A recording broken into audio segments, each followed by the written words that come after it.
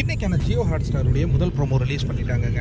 அதாவது சபரி தான் இந்த சர்க்குலரை படிச்சுட்ருக்காரு. என்ன படிக்கிறார் அப்படின்னு பார்த்தீங்கன்னா, ஒரு அற்புதமான கேம் கொடுத்துருக்காங்க. அந்த கேமில் வெற்றி பெறும் அணிக்கு 2 பாயிண்ட்ஸ்கள் கிடைக்கும் அப்படிங்கிற அந்த அறிவிப்பை வெளியிடுறாரு. இப்போ இங்கே 3 அணிகள் போட்டிகிட்டு இருக்காங்க. உங்கள் எல்லாருக்கும் தெரியும், சாம்பார், ரசம், கூட்டு, பொரியல் அப்படி கிடையாது. சாம்பார் அந்த டீம் ஒன்று, அதுக்கப்புறம் வந்து ஃப்ளஷ் ஃபைட்டர்ஸ்னு ஒரு டீமு, பாப் வானிஷா ஒரு டீம் இருக்கு இல்லையா. இப்போ வந்து பயங்கரமான அந்த கோல போட்டி டாஸ்க்கை கொடுக்குறாருங்க.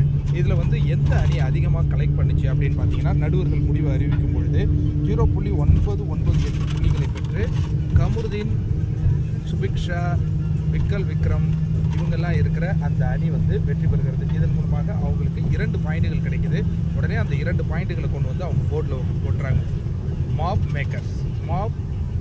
மாயாவிஸ் ஊட்டிட்டாங்க